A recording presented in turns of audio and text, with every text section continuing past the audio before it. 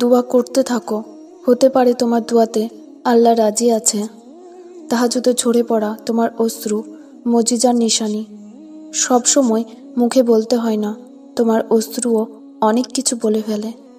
তোমার চাওয়া দোয়াকে তিনি নিজের কাছে রেখে দেন এই জন্য যে সেটা উত্তম সময় তিনি তোমাকে দিবেন। যদি তোমাকে তোমার নিজের নসিব লিখতে দেওয়া হতো, তাহলেও তুমি এত সুন্দরভাবে লিখতে পারতে না যেমনটা আল্লাহ লিখেছেন। আল্লাহর উপরে সব ছেড়ে দাও আর দেখো ভাগ্য কিভাবে সেজে যায়। নিজেকে কখনো একা ভেবো না, তুমি যেখানেই থাকো আল্লাহ তোমার সাথে আছেন। তার উপরে যারা তাওয়াক্কুল রাখে তিনি সেই তাওয়াক্কুলের মান অবশ্যই রাখেন। যখন বিষয়টা তাহাজ্জুদে পৌঁছে যায় তখন কিছুই আর অসম্ভব থাকে না।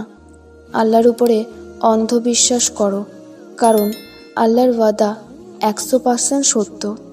দোয়া চাইতে থাকো, কবুলিয়ত নিয়ত এবং বিশ্বাস দেখে দেওয়া হয়। যেই দোয়াগুলোকে মানুষ অসম্ভব বলতো, আমি সেই দোয়াও কবুল হতে দেখেছি। হতে পারে তুমি শেষে সব কিছু পেয়ে যাবে শুধু এই কারণে যে তুমি সবর করা, বিশ্বাস করা এবং দোয়া করা ছাড়োনি। মনে দোয়ার খেয়াল আসা বিনা কারণে তো নয়। তোমার আল্লাহ হলো দোয়া কবুলকারী। দোয়াতে এত শক্তি থাকে যে তা বান্দার নসিব বদলে দিতে পারে। আল্লাহ দোয়ার জারিয়ায় আদম আলাইসাল্লাম এবং হাওয়া আলাইসাল্লামকে মিলিয়ে দিয়েছিলেন। ইয়াকিন রাখো, তিনি তোমার কাহিনীকে অসম্পূর্ণ রাখবেন না। আমি বললাম, আমি ব্যর্থ। আল্লাহ বলেন, বিশ্বাসীরা সফল হয়। আমি বললাম, আমার জীবনে অনেক কষ্ট। আল্লাহ বলেন, নিশ্চয়ই কষ্টের সাথে স্বস্তি আছে। আমি বললাম, আমাকে কেউ সাহায্য করে না। আল্লাহ বলেন, মুমিনদের সাহায্য করা আমার দায়িত্ব। আমি বললাম, আমি দেখতে খুবই কুৎসিত। আল্লাহ বলেন, আমি মানুষকে সুন্দর আকৃতিতে সৃষ্টি করেছি। আমি বললাম, আমার সাথে কেউ নাই। আল্লাহ বলেন, ভয় করো না, আমি তোমার সাথে আছি। আমি বললাম, আমার পাপ অনেক বেশি। আল্লাহ বলেন, আমি তওবাকারীদের ভালোবাসি। আমি বললাম, আমি অনেক অসুস্থ থাকি। আল্লাহ বলেন, আমি কোরআনকে রোগীর নিরাময় হিসাবে পাঠিয়েছি। আমি বললাম, বিজয় অনেক দূর। আল্লাহ বলেন, আমার সাহায্য একান্তই নিকটবর্তী। খুব বেশি বিপদে আছো, মানুষের কাছে সাহায্য পাওয়ার আশাও নেই, এমন অবস্থায় 3টি আমল করো, আল্লাহ তাআলা অলৌকিকভাবে উদ্ধার করবেন সেই বিপদ থেকে। প্রথম আমল হলো দুয়া ইউনুস, দ্বিতীয় ইস্তেগফার, তৃতীয় দরুদ। শায়েখ আহমদুল্লাহ। ইমাম ইবনুল কাইম রাহিমাউল্লাহ বলেছেন, বান্দা তার রবের কাছে যত বেশি কাকুতি মিনতির সাথে চায়, আল্লাহ তাকে ততই ভালোবাসেন, তত বেশি কাছে টেনে নেন এবং ততই দান করেন।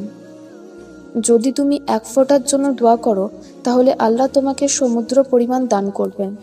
তোমার কি মনে হয় যে তুমি তাহাজ্জুদে যেই দোয়া করেছো সেটা কবুল হবে না? এই বেদনা যেটা তোমাকে জায়নামাজে টেনে এনেছে, এই বেদনার পরে তোমার জীবনে আল্লাহর মজিজা ঘটবে। বাস তুমি বিশ্বাস রেখো।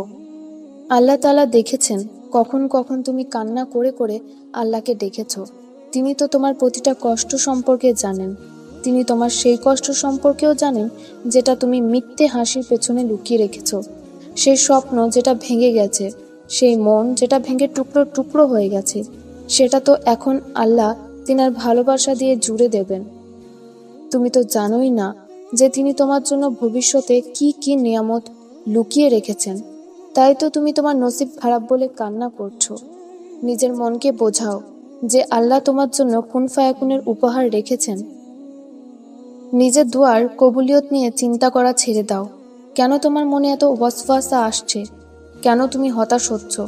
তিনি যদি দুয়ার রদই করতেন তাহলে আমাদের দুয়ার পথ দেখাতেন না। কষ্টে ভরা তোমার প্রতিটা নিঃশ্বাস তিনি দেখছেন। আল্লাহ তোমার প্রতিটা সেই কষ্ট সম্পর্কে জানেন যেটা তুমি পার করেছো বা এখনো পার করছো। শোনো হে তাহাজ্জুদে কান্না করা আল্লাহর বান্দা, একদিন তোমার দোয়াও বাস্তবায়িত হবে। সেই দোয়া যেটা তুমি দীর্ঘ সময় ধরে আল্লাহর কাছে চেয়ে এসেছো, যেটার জন্য তুমি দিন রাত জায়নামাজে বসে আল্লাহর সামনে লম্বা সময় অশ্রু ঝরিয়েছো, যেটার জন্য তুমি 2 হাত তুলে আল্লাহর কাছে বারবার ছোট বাচ্চাদের মতো আবদার করেছো, যেটার জন্য তুমি আকাশের দিকে তাকিয়ে অপেক্ষা করেছো এবং চোখের কোণে আসা পানি হাত দিয়ে মুছেছো, যেটার জন্য তুমি সেজদায় পড়ে অঝোর ধারায় অশ্রু ঝরিয়ে জায়নামাজ ভিজিয়েছো। হ্যাঁ, হবে তোমার নেক দোয়াগুলো কবুল, সঠিক সময়ে উত্তম পন্থায়। তোমার আল্লাহ তোমার সাথে আছে। যখন তুমি ভেঙে পড়ো, যখন তুমি চুরচুর হয়ে পড়ো, যখন সব আশা শেষ হতে থাকে, তখন বুঝে নিও যে মজিজা হবার অনেক নিকটে। তুমি সবরের ফল পেতে চলেছ, কারণ বিপদের চূড়ান্ত পর্যায়ে আল্লাহর সাহায্য আসে। যখন দোয়া কবুল হচ্ছে না বলে মনে হবে, তখন বুঝে নিও আল্লাহ চাইছেন তুমি তার সাথে জুড়ে থাকো এবং তার কাছে আরও বেশি বেশি করে চাও। তোমার দুঃখ কষ্ট শেষ হয়ে যাবে আর কঠিন সময় শীঘ্রই কেটে যাবে। তোমার দুঃখ কষ্ট শেষ হয়ে যাবে আর কঠিন সময় শীঘ্রই কেটে যাবে। রাসূল সাল্লাল্লাহু আলাইহি ওয়াসাল্লাম বলেছেন, যদি কেউ চায় যে বিপদের সময় তার দোয়া কবুল হোক, তাহলে সে যেন সুখের দিনগুলোতে বেশি বেশি দোয়া করে। তিরমিজি হাদিস নাম্বার 3382।